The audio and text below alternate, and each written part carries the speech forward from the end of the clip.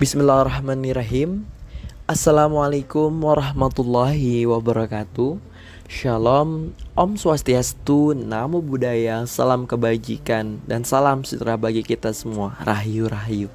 Yang terhormat Bapak Raharjo, SPD MSI. Yang terhormat Bapak Fauzi Abdillah, SPD MPD, selaku dosen pengampu dari mata kuliah Kewarganegaraan Digital, dan juga rekan-rekan semua yang sedang menonton ataupun mendengarkan video saya kali ini. Perkenalkan, nama saya Ali Fadli. Saya dari mahasiswa PPKNB angkatan 2020, Fakultas Ilmu Sosial Universitas Negeri Jakarta. Alhamdulillah, pada kesempatan kali ini saya ingin berbagi kepada kalian mengenai pentingnya sikap anti-bullying dan anti kekerasan di dunia maya. Nah, sebelum saya menjelaskan lebih runut dan lebih jelas lagi, perlu teman-teman ketahui, karena menurut laporan We Are Social, terhitung dari bulan Januari 2023, pengguna internet di Indonesia itu berjumlah 213 juta orang dengan persentase 77% dari total 276, juta orang penduduk Indonesia secara keseluruhan. Nah, jumlah pengguna internet di tanah air hari ini itu naik 5,44% dibandingkan tahun sebelumnya. Pada Januari 2022, jumlah pengguna internet di Indonesia itu baru sebanyak 202 juta orang. Nah, secara tren, jumlah pengguna internet di Indonesia itu terus meningkat tiap tahunnya. Dalam sedekade terakhir, jumlah pengguna internet di dalam negeri itu tercatat bertambah 142,5 juta dari Januari 2013 yang hanya sebanyak 70,5 juta orang saja. Oleh sebab itu, mari kita cermati bersama-sama dari berkembangnya pengguna internet, dari berkembangnya konsumsi internet tersebut bagi penduduk Indonesia ini mengalami sebuah dampak positif dan juga dampak negatif yang dirasakan. Mungkin kalau misalnya kita melihat dampak positif, penduduk atau masyarakat Indonesia ini mudah untuk diberikan pencerdasan. Ini mudah untuk menerima informasi dari segala penjuru. Ini cepat menyerap apapun yang sedang tren di media sosial. Namun, selain itu, masyarakat Indonesia mudah untuk terlihat secara dampak negatifnya. Salah satunya adalah dari pengaruh cyberbullying.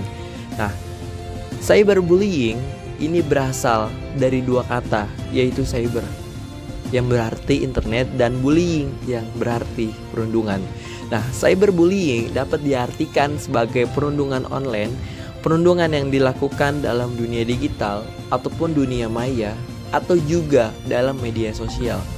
Nah, perundungan ini dapat dilakukan melalui pesan teks, email, pesan instan, permainan online, situs web, chatroom, ataupun melalui jejaring sosial. Nah, kemudian cyberbullying atau disebut dengan perundungan dunia maya merupakan suatu perundungan dengan menggunakan teknologi digital. Nah, cyberbullying ini merupakan perilaku berulang yang ditunjukkan suatu individu ataupun suatu kelompok untuk individu atau suatu kelompok lainnya dengan tujuan menakuti, membuat marah, atau mempermalukan mereka.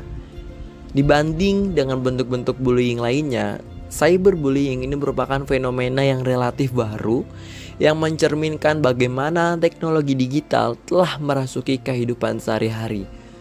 Nah, pelaku cyberbullying cenderung itu tidak langsung berkontak dengan fisik korban. Namun, cyberbullying itu meninggalkan jejak digital atau sebuah rekaman atau catatan yang dapat berguna dan memberikan bukti ketika membantu menghentikan perilaku salah satunya dari korban ini. Nah, cyberbullying itu dikaitkan dengan konsekuensi mental dan psikososial negatif yang cukup besar pada kalangan generasi Z atau generasi zilenial. Nah, kemudian kita harus melihat nih kilas balik pelaku dan korban cyberbullying. Nah, menurut data Sylvan, ini menunjukkan bahwa 60% anak dan remaja itu mengaku pernah menjadi korban cyberbullying, dan hampir 50% anak dan remaja itu mengaku pernah jadi pelaku cyberbullying. Wah, parah ya. Nah, angka kasus perundungan online dan cyberbullying di Indonesia itu tergolong sangat tinggi. Nah, menurut data Sylvan terbaru ya, itu menunjukkan hampir 60% anak dan remaja itu mengaku pernah menjadi korban cyberbullying. Sedangkan hampir 50% anak dan remaja itu mengaku pernah jadi pelaku cyberbullying. Nah, penelitian Sylvan internasional ini di Indonesia ini bertajuk Memahami Perundungan Online dan Eksploitasi Seksual dan Kekerasan Online Terhadap Anak dan Orang Muda di Indonesia pada tahun 2022. Ini melibatkan 1.610 anak dan remaja usia range 13 hingga 24 tahun. Nah, temuan kunci dalam riset ini, 5 dari 10 anak dan remaja menjadi pelaku perundungan online. Selain itu, 6 dari 10 anak dan remaja menjadi korban perundungan online. Kemudian anak laki-laki dan perempuan sama-sama berisiko menjadi korban cyberbullying. Akan tetapi anak laki-laki memiliki peluang lebih tinggi untuk menjadi pelaku, sementara anak perempuan punya peluang lebih tinggi menjadi korban. Oleh karena itu, dalam data yang dikeluarkan atau dilansir oleh Sylvan, ini merujuk bahwasannya anak di bawah usia 15 tahun menjadi korban bullying hingga 64,5% persentase. Kemudian 53,5% anak di bawah usia 15 tahun itu menjadi pelaku bullying.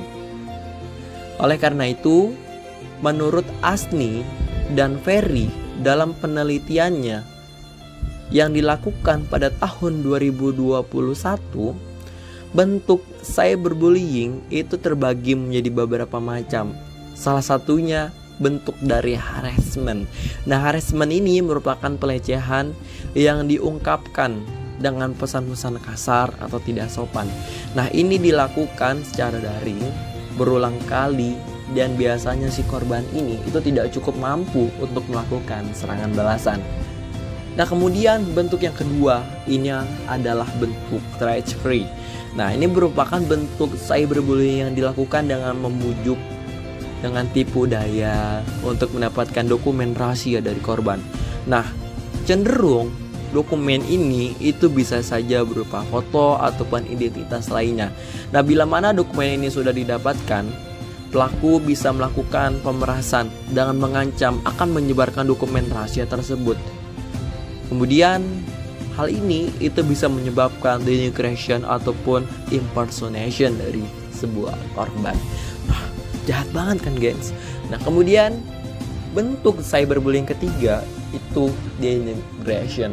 Nah, denigration ini adalah usaha untuk mencemarkan nama baik dengan cara mengumbar keburukan orang lain melalui internet. Nah, hal ini itu bertujuan untuk merusak reputasi korban. Maka yang dilakukan oleh pelaku itu tidak sebatas mengumbar segala keburukan aja.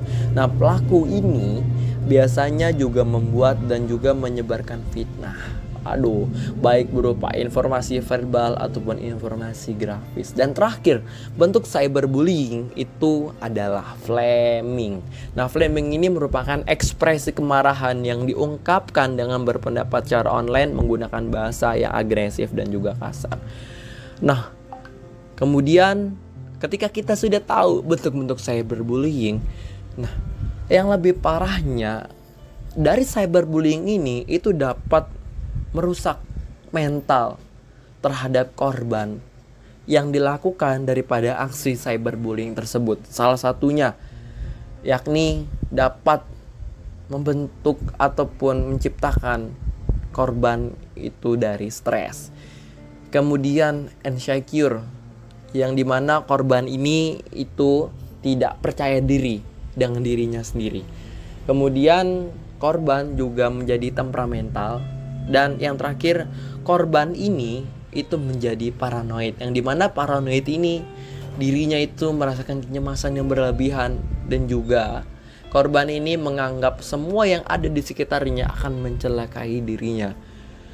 Nah, oleh karena itu kita harus was-was, kita harus melihat secara mendalam, mengkaji secara mendalam bahwasannya bentuk dari cyberbullying, nah ini dapat merusak mental, dapat membahayakan korban oleh beragam macamnya. Nah, oleh karena itu kita harus berhati-hati dalam bermedia sosial dan harus menjaga etika kita itu agar korban ataupun siapapun yang merasa dirugikan itu tidak bisa secara berkelanjutan seperti itu.